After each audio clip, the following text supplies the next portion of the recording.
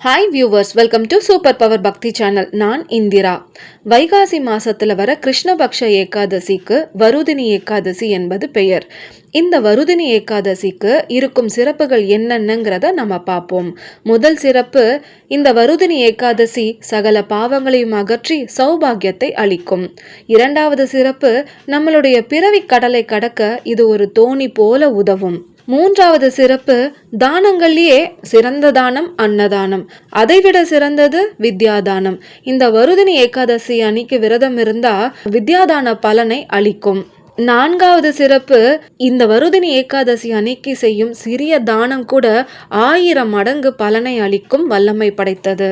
இந்த வருதினி ஏகாதசியுடைய சிறப்புகளை விவரிக்கிற மாதிரி 2 புராண கதைகளை பார்க்கலாம். பிரம்மா தான் சிறந்தவன் அப்படிங்கிற அகங்காரத்தோட இருக்கும்போது அந்த அகங்காரத்தை ஒழிக்க சிவபெருமான் பிரம்மனுடைய 5வது தலையை வெட்டி எறிந்தார். அதனால் அவருக்கு பாவம் சூழ்ந்து கொண்டது. அந்த பாவத்தை ஒழிக்க என்ன செய்தார்னா, சிவபெருமானே இந்த வருதினி ஏகாதசி அன்னைக்கு விரதம் இருந்து அந்த பாவத்தை போக்கிக் கொண்டார். இதுதான் முதல் புராண கதை. அடுத்த கதை என்னன்னா, மாந்தாதாவும் துந்துமாறனும் இந்த வருதினி ஏகாதசியுடைய சிறப்பினால வானுலகம் ஏகி மேன்மை பெற்றனர். அதுல மாந்தாதாவுடைய கதையை பார்ப்போம். நர்மதா நதிக்கரையை ஆண்டு கொண்டிருந்த இஷ்வாகு குலத்தை சேர்ந்த மன்னர் ஒருவர் இருந்தார். அவருடைய பெயர் யுவனேஸ்வர். இந்த யுவனேஸ்வர் மன்னருக்கு குழந்தை பாக்கியம் இல்லை. அதனால் அவர் என்ன செய்யறாருன்னா, யாரெல்லாம் எந்தெந்த யாகம்லாம் சொல்றாங்களோ, ஆன்றோர்கள் சான்றோர்கள் சொல்ற எல்லா யாகத்தையும் அவர் செய்யறாரு. ஆனாலும் அவருக்கு குழந்தை பாக்கியம் கிடைக்கவில்லை. அதனால அவர் என்ன பண்றாருன்னா, அவருடைய ராஜ்யத்தை அமைச்சர்கள் கிட்ட ஒப்படைத்து விட்டு அவர் காட்டுக்கே நிரந்தரமா போயிடுறேன்னு சொல்லிட்டு அங்க போயிறாரு.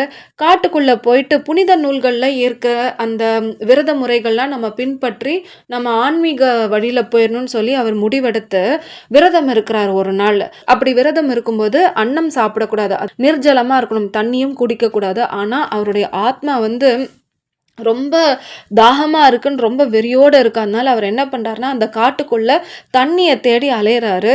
பிரிகு முனிவருடைய ஆசிரமத்தை பாக்குறாரு. அந்த ஆசிரமத்துக்குள்ள வராரு, தண்ணி வேணும்னு சொல்லி தேடிட்டே வராரு. இவர் வர்றதுக்கு முன்னாடி அந்த பிரிகு முனிவருடைய ஆசிரமத்துல என்ன நடந்ததுன்னா, சௌத்யும்னி அப்படிங்கிற முனிவருடைய மனைவி ஒரு மகனை பெற்றெடுக்க வேண்டும். அந்த மகன் வீர தீரன், நல்ல குணமுள்ளவன், அந்த இந்திரனுக்கு நிகரானவனா இருக்கணும்னு அந்த பிரிகுமுனிவரோட ஆசிரமத்துல எல்லோரும் சேர்ந்து ஒரு யாகம் நடத்தி ஒரு குடத்துல தண்ணி வச்சு அந்த குடத்துல இருக்கிற தண்ணிக்கு மந்திர சக்தியை புகுத்தி இருந்தாங்க. யாகம் முடிச்சதுக்கு அப்புறம் அந்த தண்ணியில இருக்கிற மந்திர சக்தி ஏறட்டும்னு எல்லோரும் போய் தூங்கிட்டாங்க.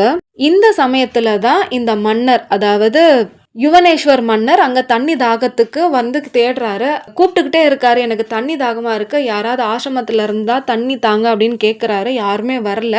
ஆனா அவருக்கு கண்ணுக்கு முன்னாடி அந்த குடத்துல தண்ணி இருக்கிறது தெரியுது. சரி, நமக்கு தண்ணி தானே வேணும்னு அந்த தண்ணி எடுத்து அவர் குடிச்சிடுறாரு. குடிச்சதுக்கு அப்புறம் கொஞ்ச நேரம் கழிச்சு தூங்கி இருந்தவங்க எல்லாம் எந்திரிச்சு வராங்க. சரி, இப்போ இந்த தண்ணி ஃபுல்லா அந்த மந்திர சக்தி ஏறி இருக்கும், இதை இந்த சௌத்யும்னி அப்படிங்கிற முனிவருடைய மனைவிக்கு கொடுக்கலான்னு சொல்லி வரும்போது பார்த்தா குடத்துல தண்ணி இருக்காது. என்னன்னு விசாரிக்கும் போது இந்த யுவனேஸ்வர் மன்னரே அவராவே ஒத்துப்பாரு, நான் தான் அந்த தண்ணியை குடிச்சேன்னு. அப்போ அங்க இருந்த ஆசிரமவாசிகள் முனிவர்கள்லாம் என்ன சொல்றாங்கன்னா, இந்த தண்ணிக்கு அந்த பவர் இருக்கு, ஒரு மகனை பெத்தெடுக்கக்கூடிய பவர் இருக்கிறதுனால அந்த விதியை நம்மளால மாற்ற முடியாது. அதனால உன்னுடைய உடம்புல இருந்தே ஒரு மகனை நீ பெத்தெடுப்ப, உனக்கு கர்ப்ப வலியும் வராது, பிரசவ வலியும் வராது, ஆனா நீ இறக்கவும் மாட்ட அப்படின்னு சொல்றாங்க. அவங்க சொன்னதுக்கு ஏத்த மாதிரி 100 ஆண்டுகள் கழிச்சு யுவனேஸ்வர் மன்னருடைய இடப்பாகம் கர்ப்பப்பையில, அதனால அந்த வயிறை பொளந்துக்கிட்டு ஒரு மகன் பிறக்கிறான். பிறந்த உடனே குழந்தைங்களுக்கு பசிக்கும் இல்லையா, அதனால அழுது அந்த குழந்தை. அந்த குழந்தைய பாக்குறதுக்காக இந்திரன் கூட மேல இருந்து வராங்க, எல்லா தேவர்களும் வராங்க. அந்த குழந்தை அழுறத பார்த்து இந்திரனே என்ன பண்ணாரு, அவருடைய ஆள்காட்டி விரலை அந்த குழந்தையோட வாயில விட்டு அது மூலமா அமுதத்தை சுரக்க வச்சு அதையே பாலா கொடுக்கறாரு அந்த குழந்தைக்கு. அதை குடிச்சிட்டு இருந்த குழந்தை வீர தீரனா, நல்ல குணமுடையவனா, அந்த இந்திரனுக்கே நிகரானவனா வளர்றான். அந்த குழந்தையோட பேரு தான் மாந்தாத்தா. இப்போ இந்த மந்தாத்தா அந்த இந்திரனுக்கு நிகரான வலிமை படைத்தவர் இல்லையா? வீரம், தீரம், குணம், பராக்கிரமசாலி அந்த மாதிரி வலிமை உள்ளவர் இல்லையா? அதனால அவர் இந்த உலகத்தையே ரொம்ப நல்லா ஆட்சி செய்கிறாரு. இந்த உலகத்துல பசி, பட்னி, பஞ்சம் எதுவுமே வராம சுபிக்ஷமா இருக்கிற மாதிரி எல்லா வகையான யாகங்களையும் எல்லாத்தையுமே நடத்தி சுபிக்ஷமா பார்த்துக்கிறார் இந்த நாட்டை. அவ்வளவு நல்ல குணம் படைத்த இந்த மந்தாத்தா ஒரு தரம் என்ன பண்றாருன்னா, காட்டுல கடுமையான தவம் இருக்கிறாரு. அந்த டைம்ல ஒரு கரடி அவருடைய காலை கடிச்சு தின்னுருது. வலி தாங்க முடியல.